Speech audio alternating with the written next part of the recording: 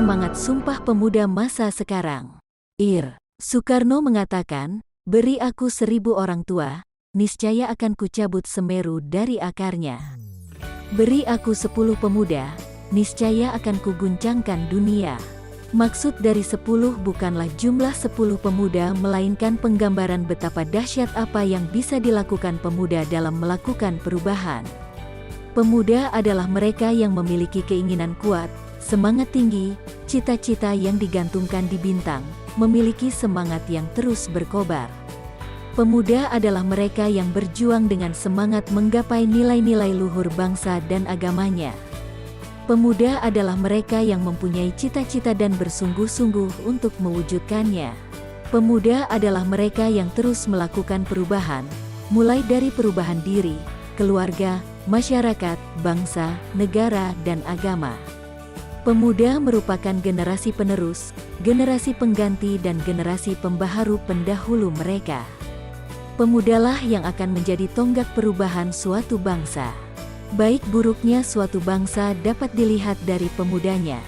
Pasal 1 ayat 1 Undang-Undang No. 40 Tahun 2009 tentang kepemudaan mendefinisikan pemuda adalah warga negara Indonesia yang memasuki periode penting pertumbuhan dan perkembangan yang berusia 16 sampai 30 tahun. Kemudian, Pasal 1, 2 menyebutkan kepemudaan adalah berbagai hal yang berkaitan dengan potensi, tanggung jawab, hak, karakter, kapasitas, aktualisasi diri, dan cita-cita pemuda. Menurut undang-undang, pemuda itu usianya 30 tahun ke bawah. Apabila berusia 31 tahun ke atas, tidak lagi disebut pemuda. Kalaupun ada yang usianya antara 40 sampai 50 tahun menganggap diri mereka masih muda, itu mungkin mendefinisikan pemuda tidak dibatasi usia. Selama masih memiliki semangat muda, berapapun usianya, masih bisa dianggap sebagai pemuda. Kalian siswa kelas 8 berusia di antara 13 dan 14 tahun, belum dapat dinyatakan sebagai pemuda, tetapi semangat, potensi, karakter, dan cita-cita haruslah dipupuk dan ditetapkan mulai dari sekarang. Terjadinya Sumpah Pemuda pada tanggal 28 Oktober tahun 1928 itu sendiri menunjukkan bahwa pemuda Indonesia memiliki hal-hal berikut.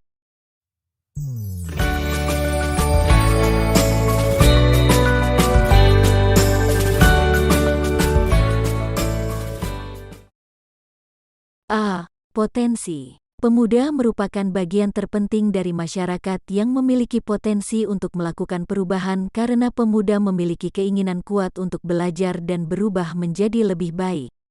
B. Tanggung jawab. Tanggung jawab muncul dari kesadaran, dan pendorong untuk melakukan perubahan adalah keberanian. Apabila pemuda memiliki kesadaran dan keberanian, perubahan akan dilakukan dan ini terbukti dalam masa penjajahan di mana peran pemuda-pemuda sebagai penanggung jawab perubahan dilaksanakan. C. Hak. Sebagai warga negara, pemuda juga memiliki hak. Hak itu sendiri diikuti dengan kewajiban. Bahkan tidaklah baik apabila menuntut hak sedangkan kewajibannya dikesampingkan. Pemuda di tahun 1928 lebih mendahulukan kewajiban berjuang demi bangsa dan negara daripada menuntut hak pribadinya. D. Karakter. Pemuda yang melakukan perubahan adalah pemuda yang memiliki karakter berani, menyukai tantangan, kreatif, pekerja keras, dan inovatif. E. Aktualisasi diri. Aktualisasi diri adalah ketepatan seseorang di dalam menempatkan dirinya sesuai dengan kemampuan yang ada di dalam dirinya. Pemuda di tahun 1928 telah mampu mengaktualisasikan dirinya dengan baik. Aktualisasi diri tersebut bukan untuk hasrat dan kepentingan pribadi melainkan untuk kepentingan bangsa dan negara. F. Cita-cita. Pemuda haruslah memiliki cita-cita yang besar. Cita-citalah yang akan melangkah seseorang meraih masa depan yang lebih baik. Pemuda akan memiliki cita-cita yang tinggi karena memang pemuda hidup di dunia gagasan. Jangan takut bermimpi, takutlah kalau tidak punya mimpi. Perjuangan pemuda di masa lalu, tentulah berbeda dengan perjuangan generasi muda zaman sekarang. Pemuda zaman sekarang hidup dengan aman dan bebas, tidak ada tekanan dan peperangan. Dalam menuntut ilmu pun, semua warga negara dapat mendapatkan pendidikan yang sama dan sederajat. Tidak terlalu sulitnya tantangan yang dihadapi pemuda sekarang, hal yang dibutuhkan dari peran generasi muda, yaitu isi kemerdekaan ini dengan kegiatan-kegiatan yang bersifat positif. Kegiatan positif pemuda terutama pelajar di samping giat belajar diantaranya mengikuti kegiatan memupuk rasa cinta tanah air dan patriot bangsa seperti aktif di organisasi sekolah, seperti PMR, OSIS, Pramuka, Paskibra. Pelajar yang aktif di organisasi kepemudaan mereka patut dianggap sebagai patriot bangsa yang mengisi kemerdekaan dengan karya nyata yang positif. Pemuda seharusnya memahami simbol-simbol negara dan bagaimana memperlakukan simbol-simbol negara tersebut. Memahami simbol negara bertujuan untuk memperkuat persatuan dan kesatuan negara Kesatuan Republik Indonesia, menjaga kehormatan yang menunjukkan kedaulatan bangsa dan negara Kesatuan Republik Indonesia dan menciptakan ketertiban, kepastian, dan standarisasi penggunaan bendera, bahasa, dan lambang negara, serta lagu kebangsaan. Simbol-simbol negara menurut Undang-Undang Nomor 24 Tahun 2009 tentang bendera, bahasa, dan lambang negara, serta lagu kebangsaan adalah sebagai berikut.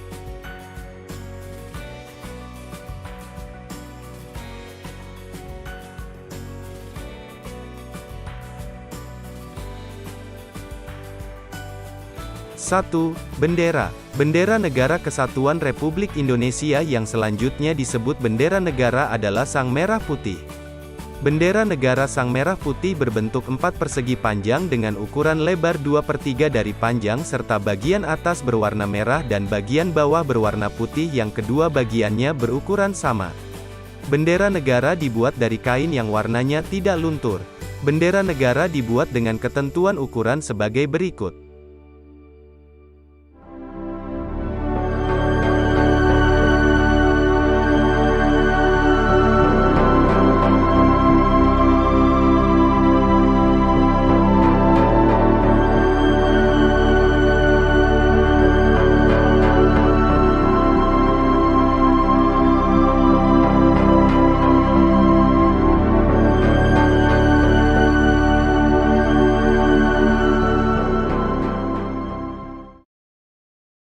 Bendera negara yang dikibarkan pada Proklamasi Kemerdekaan Indonesia tanggal 17 Agustus tahun 1945 di Jalan Pegangsaan Timur nomor 56 Jakarta disebut Bendera Pusaka Sangsaka Merah Putih. Bendera Pusaka Sangsaka Merah Putih disimpan dan dipelihara di Monumen Nasional, Jakarta. Pengibaran atau pemasangan dilakukan pada waktu antara matahari terbit hingga matahari terbenam.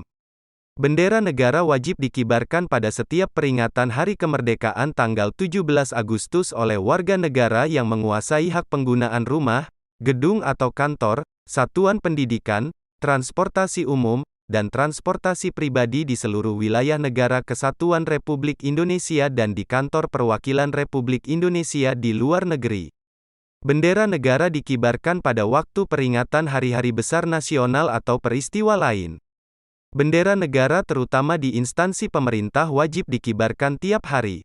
Sekolah sebagai instansi pemerintah tentunya wajib mengibarkan bendera merah putih setiap hari.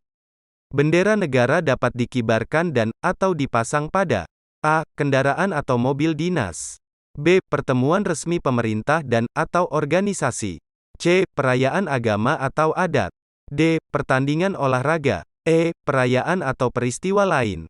Setiap orang dilarang a. merusak, menyobek, menginjak-injak, membakar, atau melakukan perbuatan lain dengan maksud menodai, menghina, atau merendahkan kehormatan bendera negara.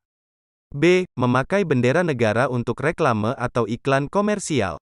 c. mengibarkan bendera negara yang rusak, robek, luntur, kusut, atau kusam. d. mencetak, menyulam, dan menulis huruf, angka, gambar atau tanda lain dan memasang lencana atau benda apapun pada bendera negara. E. memakai bendera negara untuk langit-langit, atap, pembungkus barang, dan tutup barang yang dapat menurunkan kehormatan bendera negara.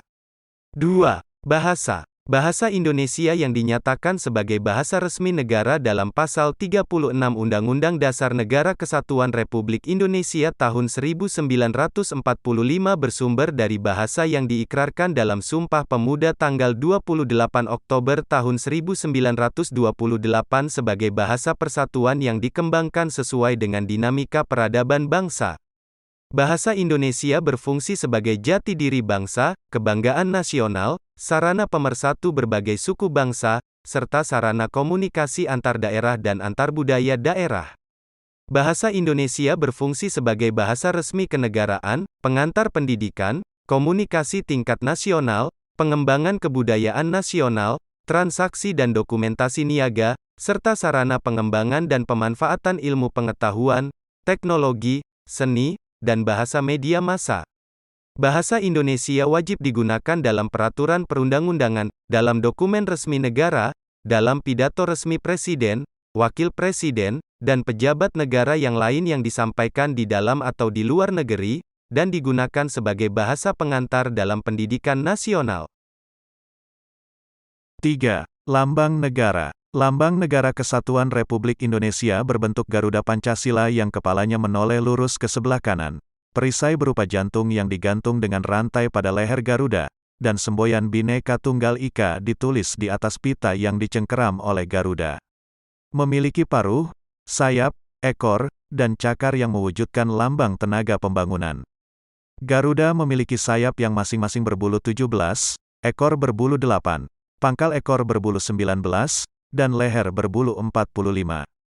Di tengah-tengah perisai sebagaimana dimaksud dalam Pasal 46 Undang-Undang Nomor 24 Tahun 2009 tentang bendera, bahasa, dan lambang negara, serta lagu kebangsaan, terdapat sebuah garis hitam tebal yang melukiskan khatulistiwa.